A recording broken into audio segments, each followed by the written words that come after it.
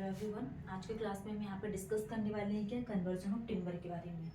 तो जैसे कि प्रीवियस क्लास में हमने क्या टिम्बर वाला टॉपिक स्टार्ट किए थे और टिम्बर में हमने क्या देखा था यहाँ पे कि जैसे कि एलिवेशन ऑफ टिम्बर कंप्लीट किया हमने एंड प्रॉपर्टीज ऑफ टिम्बर वाले सारे टॉपिक्स हमारे कंप्लीट हो गए।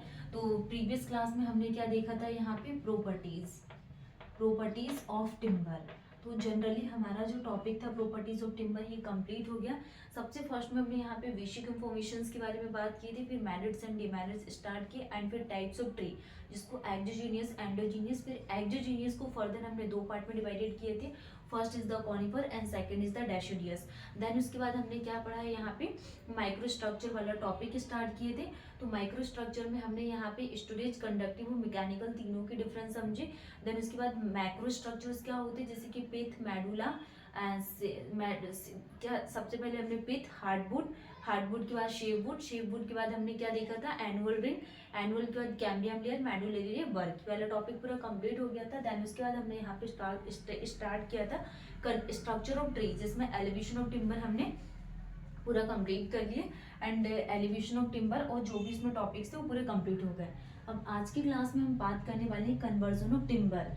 ठीक है, क्या कन्वर्जन ऑफ टिम्बर। तो टॉपिक को स्टार्ट करने से पहले आप समझ लो जैसे कि अगर आपने एसएससी जेई को टारगेट किया है या फिर आपका आरआरबी जेई का एग्ज़ाम है या फिर आपका सब इंजीनियर का एग्ज़ाम हो या फिर आपका एमपीपीएससी एई का एग्ज़ाम हो, कोई भी एग्ज़ाम हो तो बिल्डिंग मटेरियल का जैसे एसएससी जेई के एग्ज़ाम में कोई भी जेई लेवल, डीडीए जेई या फिर आपके अदर, तो इसमें जो काफ़ी ज़्यादा वेटेज है बिल्डिंग मटेरियल का 18 to 20 नंबर ऑफ क्वेश्चंस पूछे जाते हैं। और कन्वर्जन ऑफ टिम्बर में हम सबसे पहले इसकी बेसिक प्रॉपर्टीज़ के बारे में समझेंगे। जैसे कि फॉर एग्जांपल के लिए ये क्या है, फर्स्ट हमने क्या कंसीडर किया यहाँ पे standing timber. This is the standing timber. First process क्या है, एक स्टैंडिंग टिम्बर है। फिर हमने स्टैंडिंग टिम्बर को क्या किया है यहाँ पे, first process is the standing timber and second क्या आ जाएगा यहाँ पे 50% इसमें रेजिन अवेलेबल है। अगर कोई ग्रीन टिम्बर है तो इसमें 50% क्या है, रेजिन है, 50% resin and this is the green timber. ठीक है, ग्रीन टिम्बर। फिर हमने ग्रीन टिम्बर को क्या करवाया है यहाँ पे, अनसीजन्ड टिम्बर, ओके, अनसीजनिंग। देन अगर ग्रीन टिम्बर है और अनसीजनिंग टिम्बर है तो हम इसको कौन सी प्रोसेस के लिए यहाँ पे इसके कौन सी प्रोसेस करेंगे, सीजनिंग प्रोसेस करेंगे जिसमें क्या कुछ अमाउंट में रेजिन भी प्रेजेंट रहेगा। ठीक है, 10% इसमें क्या प्रेजेंट है, रेजिन, 10% प्रेजेंट रेजिन एंड ये क्या है स्टैंडिंग टिम्बर। सीजन टिम्बर, ये क्या रहेगा, season timber, this is the season timber. फिर हम सीजन टिम्बर को क्या करवाएंगे यहाँ पे, सीजन टिम्बर और जो सीजनिंग टिम्बर है इसी को ही क्या बोला जाता है, rough timber. This is also known as rough timber and rough timber को हम क्या करवाएंगे यहाँ पे, सोइंग के लिए इसको क्या करेंगे, प्रैक्टिकल करवाएंगे, sawing. Third process is the sawing and this is the cutting timber, converted timber and converted timber के बाद कौन सी प्रोसेस होगी, treatment. This is the fourth process and क्या जाएगा, प्रिजर्वेशन, ओके। एंड फिर क्या जाएगा, फिनिश गुड।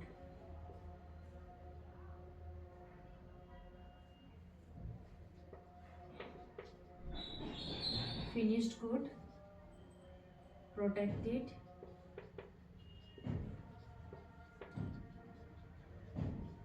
टिम्बर।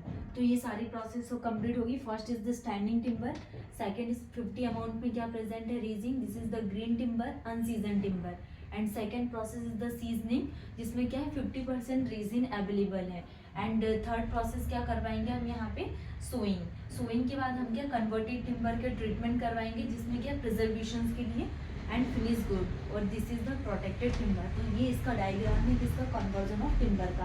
अब हम यहाँ पे 1 by 1 डेफिनेशन समझेंगे कि सीजनिंग की प्रोसेस क्या होती है एंड कितने टाइप से हम यहाँ पे टिम्बर में सीजनिंग करवाते हैं एंड शोइंग के बारे में यहाँ पे डिटेल्स में समझेंगे।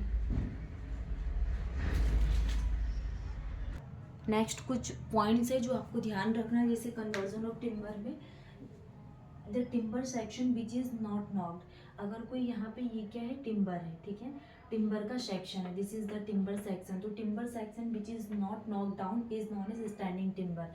तो इसको क्या बोला जाता है, स्टैंडिंग टिम्बर, स्टैंडिंग टिम्बर। तो जैसे कि हमने यहाँ पे फर्स्ट प्रोसेस स्टैंडिंग टिम्बर समझे थे, इसकी डेफिनेशन क्या है, the timber section which is not knock down, वो टिम्बर का सेक्शन जिसको नॉक डाउन नहीं किया जाता is known as standing timber. Timber section which is not knock down is known as standing timber. Second, set of process which are involved in converting standing timber into finished good product known as conversion of timber। तो conversion of timber क्या कहलाता है, जो set of process है which are involved in converting standing timber, मतलब कि इस standing timber को कन्वर्ट करने के लिए जो प्रोसेस इन्वॉल्व है into finish good product known as conversion of timber. Conversion process क्या है जो आपको ध्यान रखना है, कन्वर्जन कॉस्ट क्या should be minimum, wastage should be minimum and requirement of efforts क्या आ जाएंगे, less.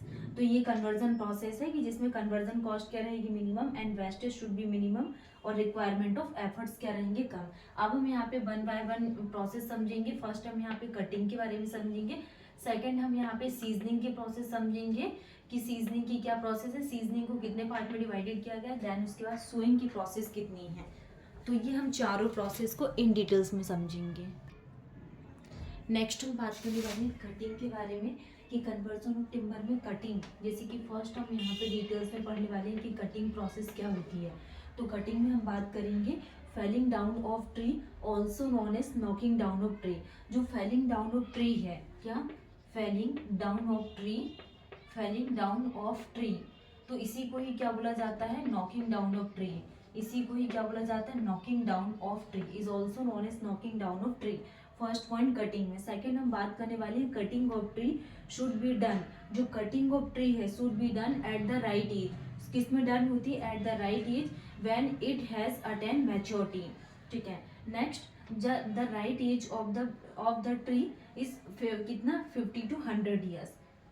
Right age of tree, right age of tree कितनी आ जाएगी, 50 to 100 ईयर, कितनी, 50 to 100 ईयर्स। तो ये पॉइंट्स है इसमें कटिंग में ध्यान रखना है कि felling down of tree also known as knocking down of tree, and जो कटिंग ऑफ ट्री है should be done at the right age when it has attain maturity, and जो right age of the tree है is between 50 to 100 years. और अगर less than 50 year है तो young wood is soft and weak, और अगर greater than 100 year है तो ओल्ड वुड इज ब्रिटल और क्या आ जाएगा, डिकेड। तो ये पॉइंट्स ध्यान रखना, अगर 50 ईयर से लेस है तो यंग होगा एंड वुड कैसा होगा, सॉफ्ट होगा एंड वीक होगा। अगर ग्रेटर देन 100 ईयर है तो ओल्ड होगा एंड वुड कैसा होगा, ब्रिटल होगा और डिकेड होगा। Cutting of the tree should be done at the right time, ठीक है। Amount of sap in tree, no too less and no too more. जो अमाउंट होगा सेव का ट्री में वो no too less and no too more है। तो ये पॉइंट्स हैं जो आपको ध्यान रखना है कटिंग ऑफ ट्रीज के हैं, जिसमें हमने यहाँ पे फर्स्ट हम यहाँ पे फेलिंग डाउन ऑफ ट्री को ही क्या बोला है हमने, knocking down of tree, and जो कटिंग ऑफ ट्री है should be done at the right age when it has attain maturity, and जो राइट एज है वो 50 to 100 ईयर्स। अगर 50 से कम है तो young, wood is soft and weak, and greater than 100 year है तो old and wood is brittle और क्या आ जाएगा, डिकेड, ठीक है। Cutting of tree should be done at the right time, amount of sap in tree not too less and not too more. अगर हम यहाँ पे फॉर हिली रीजन के लिए बात करें, फॉर हिली रीजन के लिए अगर हम बात करें तो हिली रीजन में फर्स्ट क्या आ जाएगा, यहाँ पे summer, first is the summer, second is the rainy and third is the winter. Third क्या आ जाएगा यहाँ पे, विंटर, ओके। तो ये तीन यहाँ पे हम बात कर रहे हैं फॉर हिली रीजन के लिए, first is summer, second is the rainy and third is the winter. तो ये तीन प्रोसेस है जो आपको ध्यान रखना है। फिर हम यहाँ पे प्लेन एरिया के लिए बात करेंगे कि summer region, rainy season and winter regions के लिए क्या डेफिनेशंस हैं।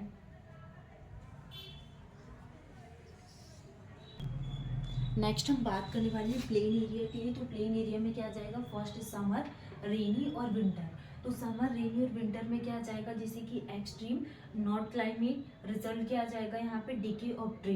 जैसे अगर हम यहाँ पे समर के लिए बात कर रहे हैं तो एक्सट्रीम नॉट क्लाइमेट है तो रिजल्ट कैसा आएगा यहाँ पे, decay of tree, brittleness of would. Next यहाँ पे रेनी सीजन के लिए तो रेनफॉल अकर, अगर विंटर के लिए बात करेंगे तो मॉडरेट क्लाइमेट, और जो ट्री है should B cut in winter, tree should B cut in winter. 4 deciduous tree cutting can be done. अगर हम यहाँ पे डेसिडियस ट्री के लिए बात करें तो deciduous tree are those trees जिसमें क्या है ब्रॉड लीव्स प्रेजेंट रहती है। तो ये ट्री को कैसे कट किया जाता है, cutting can be done in autumn और स्प्रिंग सीजन। तो ऑटम और स्प्रिंग सीजन में डेसिडियस ट्री को कट किया जाता है। तो जब भी यहाँ पे प्लेन एरिया के लिए बात होगी तो इसको 3 सीजन्स में हमने डिवाइडेड किया है, समर, रेनी और विंटर, जिसमें हमने यहाँ पे एक्सट्रीम नॉट क्लाइमेट रिजल्ट कैसा आ जाएगा, डीके ऑफ ट्री एंड जो ब्रिटलनेस ऑफ वुड है। फिर हमने रेनी के लिए बात की, रेनफॉल अकर करेगा, एंड विंटर में moderate climate, tree should B cut in winter, और जैसे कि डेसिडियस ट्री को कैसे में ऑटम और स्प्रिंग सीजन्स में कट किया जाता है। तो हम यहाँ पे सेकेंड क्लास में यहाँ पे सीजनिंग वाली प्रोसेस स्टार्ट करेंगे। एंड जैसे कि हमने कन्वर्जन ऑफ टॉपिक स्टार्ट किया था, फर्स्ट कटिंग, सीजनिंग, सोइंग, तो ये सारे टॉपिक्स को हम यहाँ पे नेक्स्ट क्लास में क्या पूरे कवर कर लेंगे एक साथ। तो जैसे हमने यहाँ पे कटिंग के लिए बात की थी, यहाँ पे जिस right age of the tree should be 100 to 50 years, ये आपको ध्यान रखना है। 50 से कम है तो यंग, जो वुड रहेगा यहाँ पे सॉफ्ट और वीक रहेगा, और अगर ग्रेटर देन 100 ईयर है तो old and wood is brittle और डिकेड। ठीक है, जैसे कि felling down of tree is also known as knocking down of tree, and cutting of tree should be done at the right age when it has attain maturity. तो ये points आप लोगों को ध्यान रखना है।